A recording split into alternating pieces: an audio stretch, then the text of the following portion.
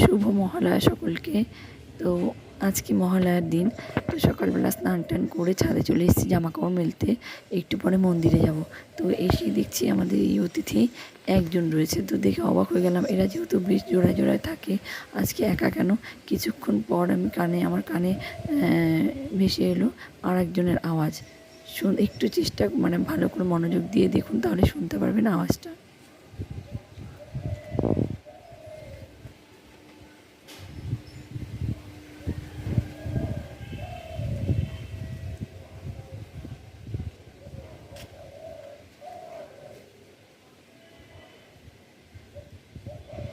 আর একজনও রয়েছে গাছের অন্য কোনো ডালে, যেখানে দেখতে পাচ্ছি না আমি, আর সেখান থেকে ওর আওয়াজ আসছে। আগে ছোটোবেলায় যখন গ্রামের বাড়িতে যেতাম, সকালবেলা যখন আমাদের ঘুম ভাঙতো, তখন কিন্তু এই ঘুঘু পাখির ডাক আর পায়রার ডাক শুনেই আমাদের ঘুম ভাঙতো। আর এখন তো আর সেসব শোনা যায় না, তবে ছাদে এসে অনেক দিন পরে ঘুঘু পাখির ডাক শুনতে বেশ ভালো লাগলো। তো যাই হোক, সকাল সকাল স্নান টান সেরেছি। এবার মেয়ে কিছুতেই ঘুমের থেকে উঠছে না। ওর বাবা চলে গিয়েছিল হাঁটতে, তো হেঁটে আসার সময় নিয়ে এসছে এই ফলগুলো। তো আমি দেখে বললাম, এটা আবার কী ফল? দিয়ে মৌসুম্বির মতো লাগছিলো। তো বললো এটা মৌসুম্বি না কি মালটা বলে একটা ফল। তো বললো যে, আমি বললাম এটা তো টক হয় যদি।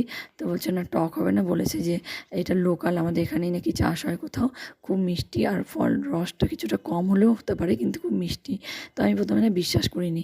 তারপর দুপুরবেলা মেয়েকে যখন খাওয়ালাম, সত্যিই দেখলাম ভীষণ মিষ্টি ফলটা, মৌসুমির থেকেও বেশি মিষ্টি। আর রসও বেশ ভালোই ছিল, কম রস ছিল তা নয়, ভালোই রস ছিল। তো এই যে দেখতে কিন্তু সবুজ একদম, কিন্তু মিষ্টি খেতে প্রচণ্ড।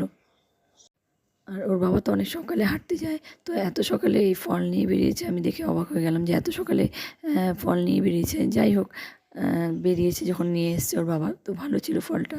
তারপরে যে মেয়েকে নিয়ে আমি আমার বর চলে এসেছিলাম মন্দিরে, আমাদের এই দেবী বাড়িতে। দেবী বাড়ির এই মন্দির না এলে কি মহালয়া মনে হয়? মহালয়া মনেই হবে না, যতই আমরা টিভিতে দেখি আর রেডিওতে শুনি না কেন। তো এই এসে দেখছি চক্ষুদান হয়েছে, কিন্তু সেভাবে হয়নি এবার, কেন জানি না কমপ্লিট হয়নি। আর এদিকে পুজো হচ্ছে।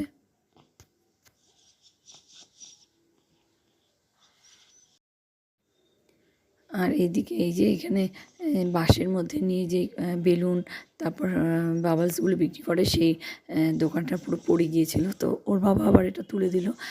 একজন মহিলা নিয়ে বসেছিলেন আর কি, দাঁড়িয়েছিলেন। তো কোনো রকম একটা স্ট্যান্ড ফ্যানের মধ্যে আর কি, স্ট্যান্ড ফ্যানের যে স্ট্যান্ডটা থাকে সেটার মধ্যে 3টি ইট দিয়ে কোনো রকম দাঁড় করে রেখেছিলো। আর এত হাওয়া হচ্ছিল, হাওয়ার জন্য সমস্তটাই পড়ে গিয়েছিল। যাই হোক, সমস্ত তুলে তুলে দেওয়া হয়েছিল ওনাকে। আগে এত দোকান আসতো না, এইসব বিক্রি করার লোক এত ছিল না, কিন্তু এখন কিন্তু অনেকগুলো অনেক লোকজন এসছে আর কি এইসব বিক্রি করার জন্য। আর এদিকে এই যে ঘূর্ণিগুলো দেখুন, যেহেতু ভীষণ হাওয়া হচ্ছিল আর এতগুলো ঘূর্ণি একসঙ্গে সব ঘুরছিল, খুব ভালো লাগছিলো দেখতে। তাই দূরের থেকে আমি দেখতে পেয়ে সামনে গিয়ে ভিডিওটা করলাম। দেখুন সমস্ত ঘূর্ণিগুলো কি সুন্দর ঘুরছে আর হাওয়ার জন্য।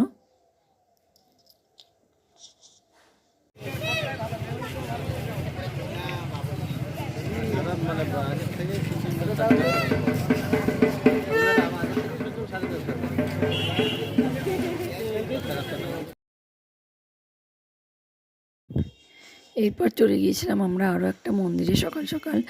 আর এই মন্দিরে আগেও আমি এই মন্দিরে ভিডিও দিয়েছিলাম, আমার বাবা মার সঙ্গে গিয়েছিলাম একবার। তো সেই মন্দিরে আজকে চলে এসেছি। প্রতি বছরই আসি আর কি। আর মহালয়ার দিনই এখানে পুজো হয়। মহালয়ার দিন মহালয়া আমরা যেমন ভোরের দিকে বা মহালয়ার দিন রাতে হয়, সেটা না, এটা হলো মহালয়ার দিন না, সরি ভুল বললাম, মহালয়ার পরের দিন আর কি। যে ভোরবেলা যেদিন আমরা শুনতে পাই মহালয়া, তো সেদিনই পুজো হয় আর কি এই মন্দিরে, কালী পুজোটা। আর এই মশান পুজো, শিব পুজো, এগুলো দুপুরবেলা, মশান পুজো দুপুরবেলা হয়, শিব পুজো হয়তো সকালের দিকে হয় আর কি।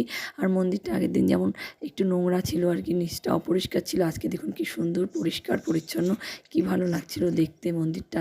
তো অনেকটা দূর আমাদের বাড়ির থেকে মন্দিরটা, তো তবুও গিয়েছিলাম, কারণ এটাতে না আসলে না ভালো লাগে না। যেহেতু প্রতি বছর আসি, সকালে না গেলেও বিকেলে অন্তত পক্ষে যাই, কিন্তু আজকে যেহেতু স্নান টান সকাল সকাল হয়ে গেছে, তাই আমি ওর বাবাকে বললাম চলো, সকাল সকাল স্নান হয়ে গেছে যেহেতু, চলো মন্দিরটায় ঘুরে আসি। তো মন্দিরে গিয়ে যে মেয়ে আবার ওপরে উঠবে, ওর জুতো খুলে দিচ্ছিলাম না বলে উঠতে পারছিল না, পরে ওর বাবাকে টেনে নিয়ে গিয়ে ওপরে উঠে প্রণাম টনাম করে।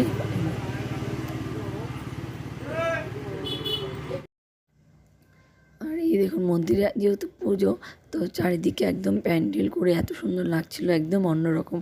অন্যদিন যেমন একদম কেমন একটা মানে শুধু ঠাকুরের নিচে মানে সিঁড়ি দিয়ে নিচে না নেমে এলে বোঝা যায় না ঠাকুরের সৌন্দর্যটা। আজকে যেন বাইরে থেকে এত সুন্দর লাগছিল দেখতে, আর চারদিকে প্যান্ডেলের জন্য। আর ওয়েদারটাও এত সুন্দর যে আমরা মানে গিয়েও খুব ভালো লাগছিল ওয়েদারটার জন্যে। খুব রোদ হলে হয়তো যেতে পারতাম না মেয়েকে নিয়ে, যেহেতু রোদটা ছিল না তাই অত দূর যেতে পেরেছি। এরপর সেখান থেকে এসে দুপুরে রান্নাবান্না খাওয়া দাওয়া করে চলে গিয়েছিলাম একটু বাজারে, শাড়ির দোকানে। তো এই শাড়িগুলো দেখছিলাম। তো আজকে ভিডিওটা এখানেই শেষ করছি, দেখা হচ্ছে অন্য আরও একটা ভিডিওতে।